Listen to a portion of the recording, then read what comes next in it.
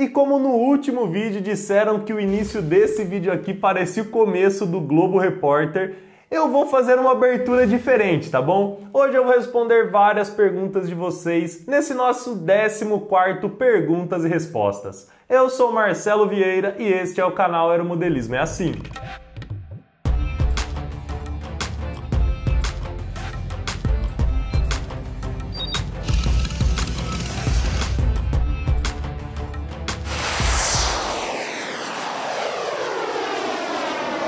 Você já conhece a nossa loja? Sim! Até vocês todos conhecerem, eu vou falar no começo de todo o vídeo. Então acesse, é loja.aeromodelismoeassim.com.br. Lá você encontra todos os produtos oficiais aqui do canal e eu tô sempre buscando algumas novidades para deixar lá para vocês. Então entrem e consultem sempre. Agora nós vamos para a nossa primeira pergunta do vídeo de hoje. Ela nos foi enviada pelo Carlos. E aí, Marcelo, existe pista certa para começar a voar? Onde eu aprendo a prática do aeromodelismo é uma pista de 16 metros de largura por 150 de comprimento. Porém, a pista é toda cercada, por isso o nome pista de garimpo. Eu sempre falo que seria mais fácil aprender em uma pista livre. Porém, quem voa garimpo, voa em qualquer lugar. Egeonópolis e patrocínio do Muriaé Pistia de Garimpo. Um abraço para todos vocês aí da pista do Carlos. Eu, como sempre, vou dividir essa pergunta em duas partes. A primeira é o que eu acho ideal e a segunda é o que eu acho possível. Vamos começar pelo que eu acho ideal. Eu acho ideal que você aprenda numa pista livre. Sim, uma pista larga, 16 metros, é uma largura bem legal, é a mesma largura da pista onde eu vou. Como eu estou acostumado a voar numa pista de mais ou menos 15, 16 metros de largura, quando eu vou numa de 10 metros eu sinto a pista estreita, né? Apesar de não ser, de já ser uma largura, digamos assim, legal, aceitável. Mas se for numa pista de 16 metros, melhor ainda. 150 metros, para pousar treinador, tranquilo, as dimensões não tem problema nenhum da pista onde você voa, tão bem ok. Se fosse livre, melhor ainda. E por que eu digo isso? Quando alguém está aprendendo a voar um aeromodelo, ela já vai encontrar várias dificuldades pelo caminho. Então, por exemplo, a coordenação dos dedos, entender como um aeromodelo voa, entender e transmitir para os dedos, né, para que os dedos mexam de maneira correta, comandando o avião corretamente. Então já são vários obstáculos. Se você começa a incluir nessa etapa inicial vários outros obstáculos, como por exemplo, cerca na cabeceira, árvore na caixa de voo, sei lá, tráfego de aeronave, se você está voando dentro de um aeroporto, né? O que não é muito ideal, mas a gente sabe que acontece, ou qualquer outra coisa como essa, sei lá, 5 aeromodelos no ar ao mesmo tempo, que a gente sabe que acaba atrapalhando um pouco, sabe? Todas essas coisas que quando vão sendo somadas, acabam atrapalhando muito o iniciante. Então, se a gente reduzir tudo isso, fica mais fácil para quem está aprendendo. Então você pode aprender em algo básico, como por exemplo, aprender a dirigir um carro popular. E depois você aprende a dirigir um carro esportivo, até você dirigir um carro super esportivo, por exemplo, aí com 600, 700 cavalos. São etapas. De nada adianta você pegar, deixar todas as dificuldades e entregar na mão do iniciante. É a mesma coisa de começar com aeromodelos não adequados. Você entrega um avião que vai proporcionar mais dificuldade à pessoa do que ela precisaria ter numa etapa inicial. Falando assim parece simples, mas na hora de dosar tudo isso na prática, é complicado. Então o ideal sim é que a pista fosse grande, que o instrutor fosse bom, que não tivesse obstáculo nem na cabeceira, nem na caixa de voo, que não ventasse, né? Mas a gente sabe que nem tudo isso é possível. É por isso que aí eu chego no ponto do possível. Provavelmente você não vai escolher tanto assim a pista que você vai começar. Eu não sei como são outras regiões do Brasil. Aqui onde eu moro, tem muita pista perto. Então se você pegar um raio assim de 100 km de casa, sem brincadeira, tem mais de 20 pistas legais inclusive. Então se eu fosse começar e tivesse uma pista muito ruim na minha cidade, eu poderia escolher, por exemplo, andar 15, 20 km e ir para uma cidade vizinha.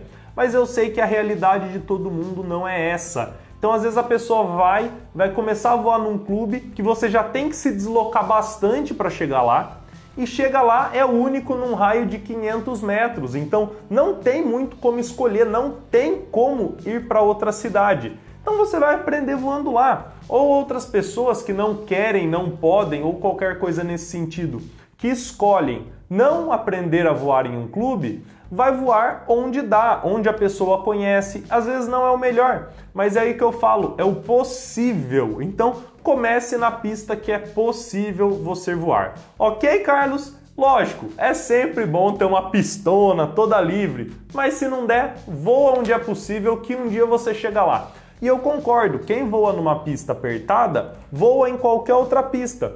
O que o contrário não é verdade. Quem voa numa pista que é muito aberta, muito grande, talvez tenha dificuldade em voar em uma pista que é apertada. Você está correto. Vamos agora à nossa segunda pergunta.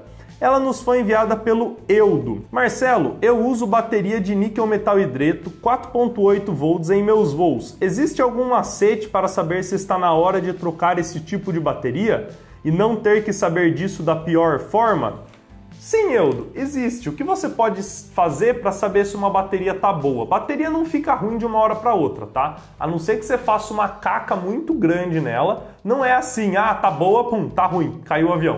Não, a não ser que aconteça alguma coisa muito extraordinária também. Geralmente ela vai perdendo sua capacidade ao longo do tempo. Então você pega uma bateria aí de 1000 mAh, quando ela chegou para você, às vezes você descarregava e depois carregava, e essa variação era de 1050 amperes. Perfeitamente possível. A bateria não é exatamente daquele valor que está anotado na etiqueta.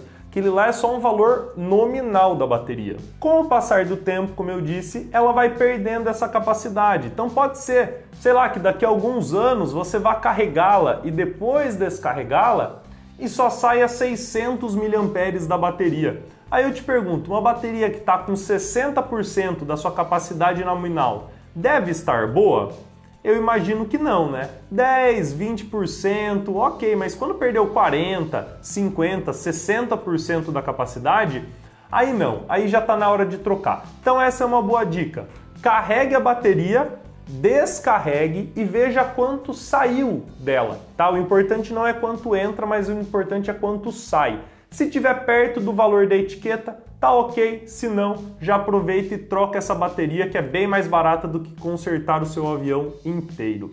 E aproveitando, se você está gostando desse vídeo aqui, já se inscreva no canal, porque infelizmente a maior parte das pessoas que assistem os nossos vídeos não são inscritas aqui. Então clica no botãozinho vermelho aqui embaixo, assim você vai ser avisado de todos os vídeos que nós postarmos. E não são poucos, hein? Beleza? Vamos à nossa terceira pergunta, enviada pelo Rodrigo Herrera. Show de bola, Marcelo. Pergunta respondida de forma clara e objetiva. Muito obrigado pela atenção. Provavelmente no vídeo anterior eu respondi uma pergunta dele. Eu não conferi, mas deve ser. Vamos colaborar com o quadro deixando mais uma pergunta. Sim, se todos vocês colaborarem, eu tenho várias perguntas para responder. Se não tiver perguntas, este quadro acaba. Eu já falei isso alguns vídeos atrás. Qual a finalidade e a diferença entre pipa e canister? Parabéns mais uma vez, abraço! Vamos explicar primeiro para vocês o que é uma pipa, o que é um canister. Não é pipa de soltar, tá? Pipa é um tipo de escapamento, como esta aqui do lado, onde nós temos um tubo bem comprido com uma descarga de um lado, ou seja, onde os gases são expelidos, e outro lado que é conectado ao motor. Essas pipas precisam ter o tamanho específico do seu motor, tá bom? Pipa não é genérica, pipa você compra tamanho certo para o seu motor, senão ela não cumpre com o que ela promete. Canister é muito parecido com a pipa. A diferença é que ele é mais gordinho e mais curto. E a principal diferença é que a saída dos gases não é do outro lado. A saída dos gases é do mesmo lado que a entrada. Então tem uma entrada com tubo lá dentro, vários anéis com aberturas e tubos. Tem um sistema bem complexo que vocês já vão entender para quê. E a saída é bem ali na frente. Então se você pegar um aeromodelo que tem um tubão dentro, só que o escape sai lá na frente, é um canister. Se você pegar um aeromodelo que tem um tubão dentro e o escape é lá atrás, para vocês terem ideia, num aeromodelo acrobático, né? Pegar aí um Sukhoi que veio na minha cabeça agora, que eu tô vendo bem a imagem dele assim. Um Sukhoi com uma pipa, o escapamento vai ser depois do bordo de fuga da asa, lá para baixo do cockpit, né, onde ficaria o piloto, ou mais. Beleza? A pipa é muito comprida. E agora que vocês já entenderam o que é cada um, vamos sobre a finalidade dela, que é a pergunta que o Rodrigo nos enviou. Beleza, rapidamente. A pipa é feita para ganhar potência no motor, ou seja, a máxima RPM do motor sobe. É por isso que ela precisa ser sincronizada, né? Chamam de pipa sintonizada, sincronizada com o motor.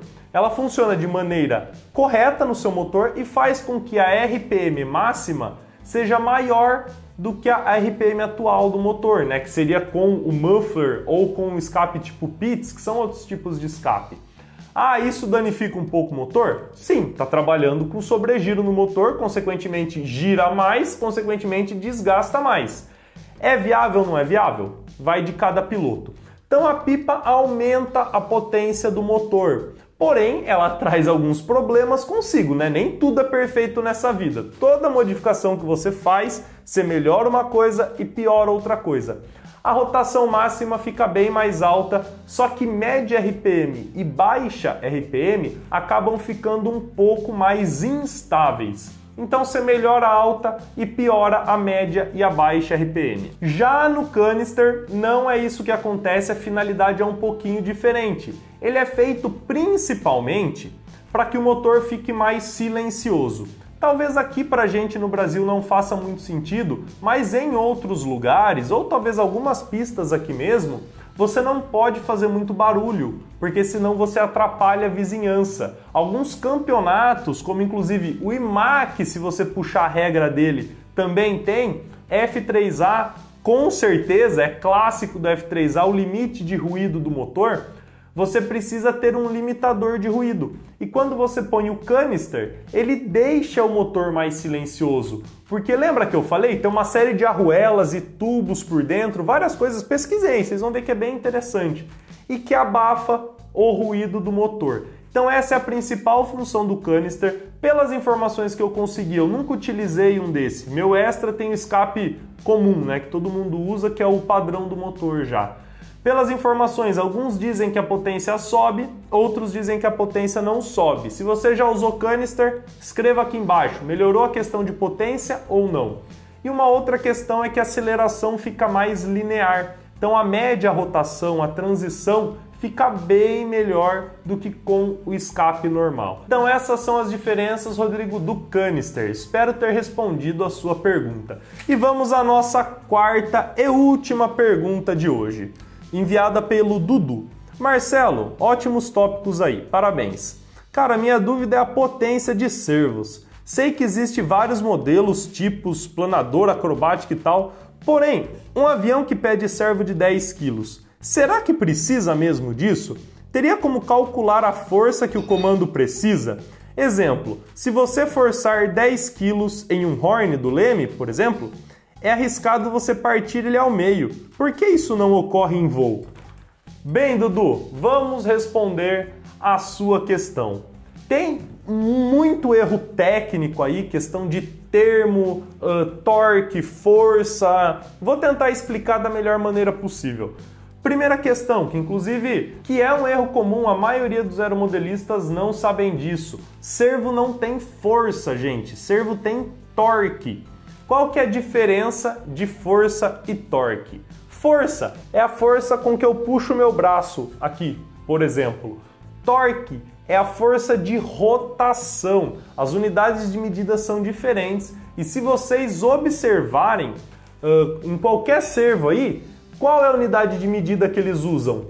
Quilos vezes centímetros. O que isso significa? Se você pegar um braço de servo de 1 centímetro, que é bem pouquinho, tá? 1 centímetro não é muita coisa. Inclusive, muitas pessoas colocam bem mais do que isso. Por exemplo, braço de 1,5 polegadas, braço de 2 polegadas, que arredondando aí seriam 5 centímetros de braço. Para um braço de 1 centímetro, você tem aquela força, ou seja, você pega um servo de 10 quilos, põe um braço de 1 centímetro nele. Ali no varão que ele puxa 10 quilos. Se você amarrar um saquinho de 10 quilos, ele vai puxar. Se você colocar um braço de 2 centímetros, a força dele diminui pela metade. Você tem mais curso, ou seja, ele puxa mais arame por causa do próprio ângulo, né? Porém, ele vai ter uma força de apenas 5 quilos. Então é essa a diferença. Aí você põe um braço grandão, o seu servo de 10 quilos vai ter ali 3 quilos de força, não de torque. 3 quilos, 5 quilos, que não é menos que o especificado. Na verdade, você só está transmitindo, porque depois você coloca novamente esse arame no horn, que tem uma distância até o ponto de pivotação, e você transforma novamente essa força em torque. É por isso que você consegue variar, por exemplo, colocar um braço grande no servo, um horn pequeno para ter bastante comando, ou colocar um braço pequeno no servo, um horn grande para ter pouco comando, porém com muita força. Então são essas as diferenças aí. Você falou de se colocar 10 quilos em qualquer horn aí de aeromodelo, ele pode quebrar. Isso depende muito do horn que você está falando e do aeromodelo. Eu posso dizer que os aeromodelos são muito mais resistentes do que você imagina. E a sua última pergunta, será que é necessário 10 kg de torque num avião que pede isso? Eu falo depende. Se for um avião acrobático, um avião que exige muito, talvez sim. Para aeromodelo simples, vocês iriam ficar bobo. Qual é a necessidade de torque que o comando precisa? É quase nada. Os servos são extremamente superdimensionados e, como eu falo aqui para vocês, colocar um servo de 15, de 20 quilos em um aeromodelo treinador, para mim é um total absurdo. Um servo simples, standard, de 3, 4 quilos, já daria conta. Então, Dudu, para responder a sua pergunta, né, que eu vou finalizar por aqui, na verdade, não vou me estender tanto assim nela, não precisa de tanta força assim no servo não, tá bom? Pode colocar, mas se o fabricante recomenda, eu seguiria isso, mas se não tem recomendação, vai com calma nesse torque aí que não precisa de tudo isso. Se você quer que a sua pergunta seja respondida aqui neste quadro, deixe-a aqui embaixo nos comentários, porque é daqui que eu vou selecionar as próximas perguntas para o nosso vídeo de número 15. Porque aeromodelismo é assim!